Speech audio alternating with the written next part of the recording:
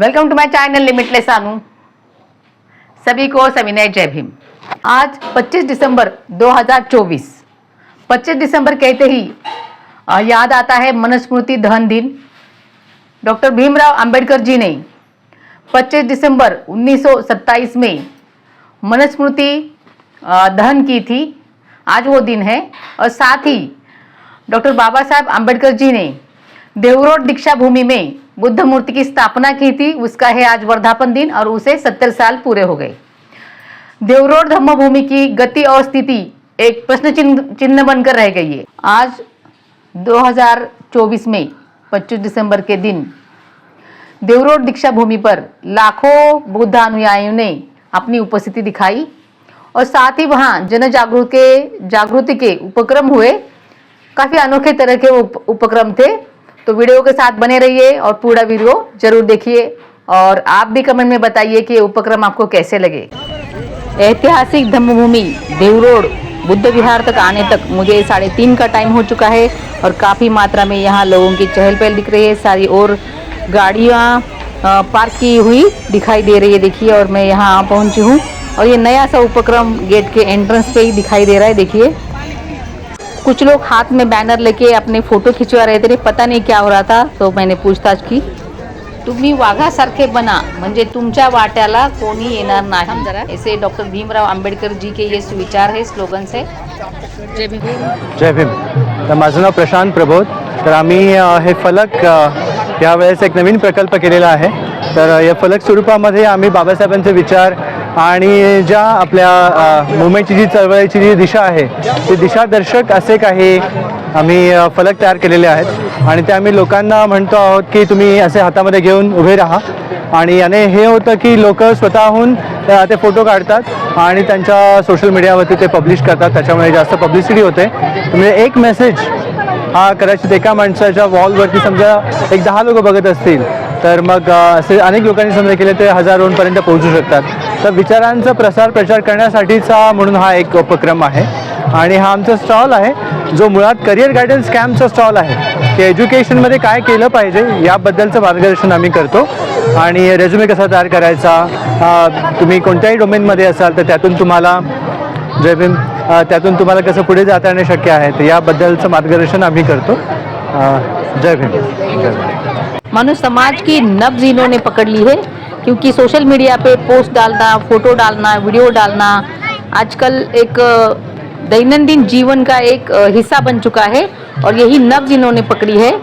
एक फोटो अगर एक अकाउंट पे जाता है तो काफ़ी मात्रा में वो लोग देख लेंगे और इसमें प्रसार हो सकता है, ये इन्होंने भाप लिया है। स्टूडेंट्स के लिए, युवाओं के लिए करियर गार्डन्स का ये इनका बूथ है। यहाँ सब यानी कि आईटी पार्क में अगर आपको जॉब करना है तो आपको क्या करना चाहिए, रिज्यूम कैसे बनाना है वगैरह वगैरह सारी चीज़ें यहाँ बताने का इनका मनोदय है। इन दिनों समाज को इसकी ज़रूरत भी है। देवरोड धम्मभूमि ये ऐतिहासिक धम्मभूमि है और यहाँ हर साल महाराष्ट्र और महाराष्ट्र के बाहर से अनेक अनुयायी यहाँ आते हैं। वैसे ये वीडियो आप कहाँ से देख रहे हो कमेंट में ज़रूर बताइएगा, ताकि मुझे भी पता चले कि मैंने दी हुई जानकारी कहाँ कहाँ तक पहुँच चुकी है। ये देखिए और एक अनोखा उपक्रम।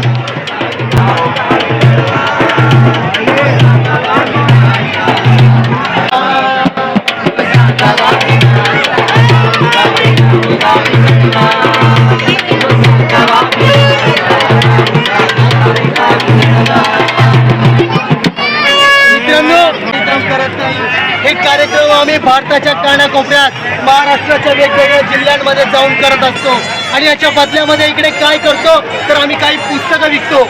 या पुस्तकाच्या पैशाने आम्ही काय करत असाल तर याच पैशांनी आम्ही गावोगावी फिरतो, लोकांमध्ये जागृतीचं काम करतो। कुठल्याही राजकीय पक्षाला नेत्याला बांधील राहण्यापेक्षा माझ्या या स्वाभिमानी जनतेनं स्वाभिमानाने माझ्याकडनं पुस्तकं आणि आमच्या काही साहित्य विकत घेतली तर तो पैसा आम्हाला पाठबळ म्हणून मिळतो। तर तुम्हाला माझं एक म्हणणं राहील, अपील राहील की जर तुमची इच्छा असेल तर तुम्ही आमची काही पुस्तकं विकत घेऊ शकता, आमच्या या लढ्याला तुम्ही पाठबळ देऊ शकता। तुम्ही घेतलीत तरी तुमचे धन्यवाद, नाही घेतलीत तरी सुद्धा तुमचे धन्यवाद। Thank you so much. थांबला तितका वेळ। सर्वांना क्रांतिकारी जय भीम। जय भीम। देवरोड धम्मभूमि में जब बुद्ध मूर्ति की स्थापना हुई उन दिनों डॉक्टर बाबा साहेब आम्बेडकर जी तलेगांव दाभाडे में उनका जो निवास स्थान है, उनका बंगलो है, वहाँ रहा करते थे। मैंने मेरे चैनल पे वहाँ का भी वीडियो डाला है, जरूर देखिए।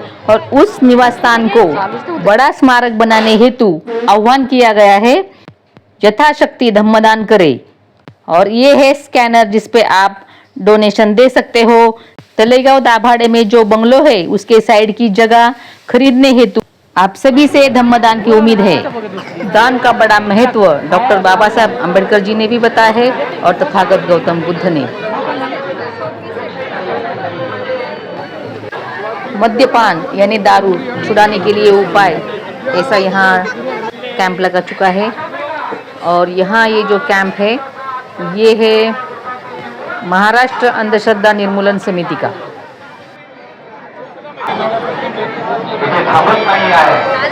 जय भीम। मी मिलिंद देशमुख। हे ऐतिहासिक धम्मभूमीमध्ये सर्वच बाबासाहेब आंबेडकर असे म्हटले ते वाचाल तर वाचाल, आणि आज आम्ही त्यांना एक वेगळ्या प्रकारचं अभिवादन महाराष्ट्र अनिस तर्फे करत आहोत।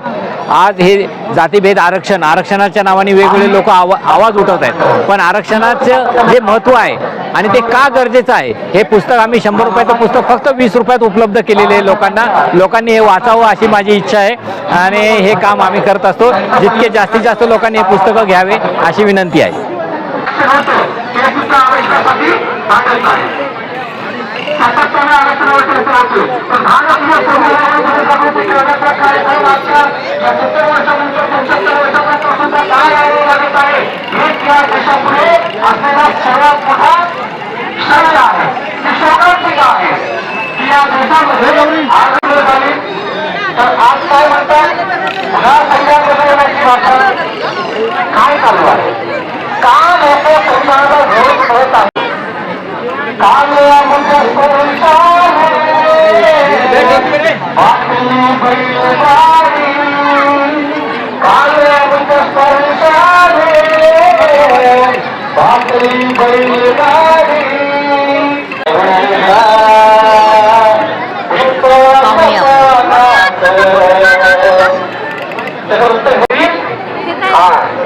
बाबासाहेबांची समाधी आहे,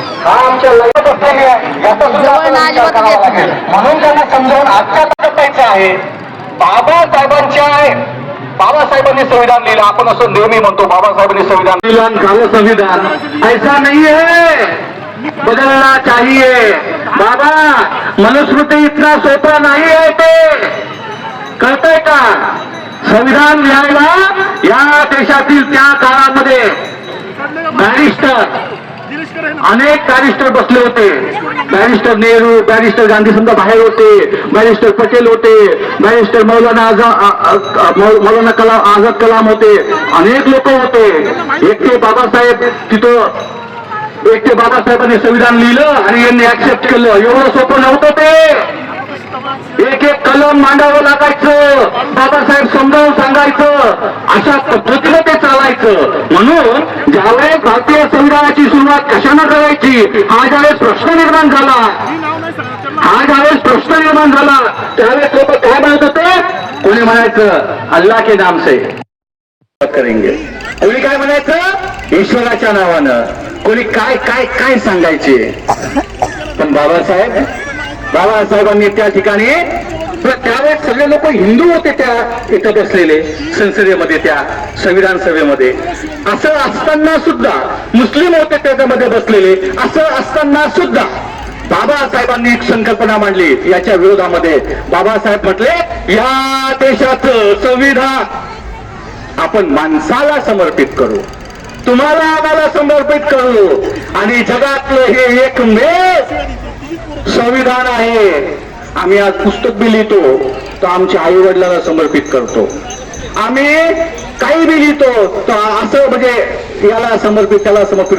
बाबासाहेबांनी आणि तुम्हाला आम्हाला समर्पित केलं, माणसाला समर्पित केलं, आणि त्यावेळेस जे वोटिंग झालं त्या वोटिंग मध्ये ईश्वराला कमी मते पडली अल्लाला बी कमी मते पडली, पण या देशातल्या माणसाला बाबासाहेबांनी त्यावेळी जिंकवलं. हे संविधान माणसाला जिंकवणारं संविधान आहे, हे समजून घ्या. आणि म्हणून या देशामध्ये त्या संविधानाचा विरोध केला जातो.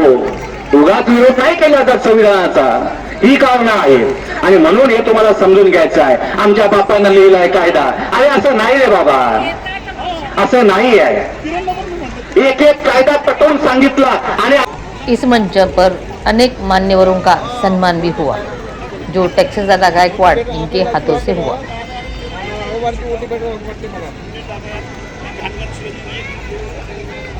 नाही रविवारी आपल्या रविवारी होते ना तुम्ही होते का 22 तारखेला? मग रविवारची ओटी टेक्सासदादा गायकवाड आणि साठे सर आणि त्यांचे सर्व इतर सहकारी मित्र यांचे मी प्रथम धन्यवाद देतो. मित्र, खरं तर आज संविधान जनजागृती करण्याचा आज प्रसार आपल्या समोर उपस्थित झाला. आज भारतीय संविधान हा आपला श्वास आहे.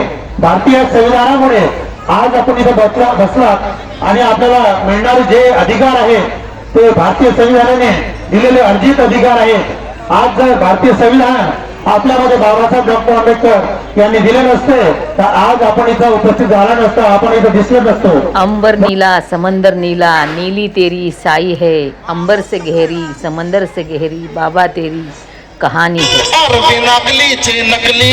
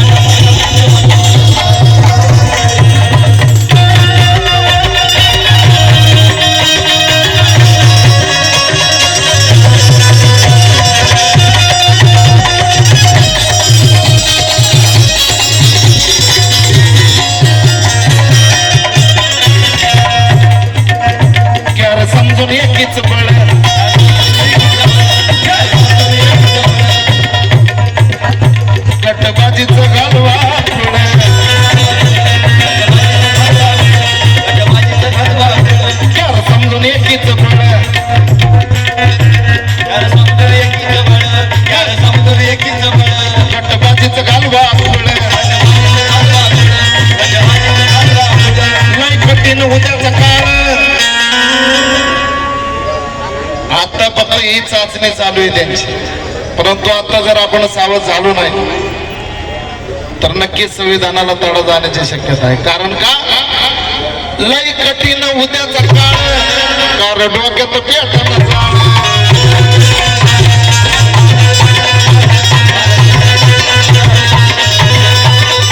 मग कधी रोवणार, कधी रोवणार निळ्या झेंड्याला.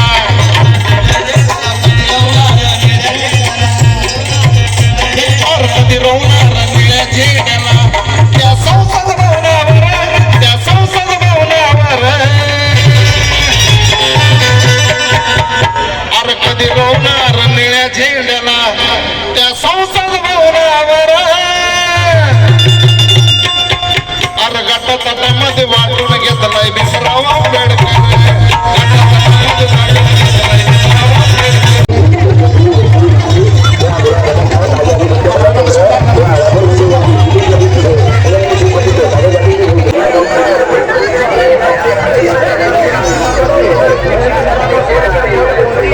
हॅलो, जय भीम.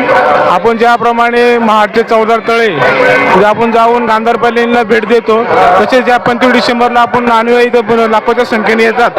तर ते अनुयायी फक्त इथे येऊन एन्जॉयमेंट करून जातात, दर्शन घेऊन जातात. पण आपली इथं 2 किलोमीटर अंतरावरती जी आपली बौद्ध लेणी आहे शलरवाडी, तिथं कुणीही लोक जात नाहीये. लोकांना वाटतं अतिक्रमण झालेलं आहे, पण आपला कोणाला काही त्रास नाहीये, त्यांचा आपल्याला काही त्रास नाहीये. आपण आपला वारसा जपला पाहिजे. आपण आपल्या दिलेल्या बाबासाहेबांनी धम्म जपला पाहिजे. कारण लोक फक्त सगळीकडे लक्ष आहे पण धम्माकडे लक्ष नाहीये. त्याच्यामुळे आपल्या धम्माकडे सर्वांचं लक्ष पाहिजे. हा आपला जागतिक वारसा आहे. आपण तिथे वारंवार गेलं पाहिजे, वंदना घेतल्या पाहिजेत. काही अडचण नाहीये. थँक्यू. जय भीम. देखा जाए तो बहुत सारे लोगों की ये कोशिश है कि हमारा समाज जागरूक बने, सुसंस्कृत बने, सुशिक्षित बने और अपना जो बाबा साहब ने बताए हुए मार्ग पर चले। पूरा वीडियो देखने के लिए धन्यवाद। धम्मभूमि के साइड में जो गुरुद्वार है वहाँ भी मैं गई थी और ये है गुरुद्वार का नज़ारा।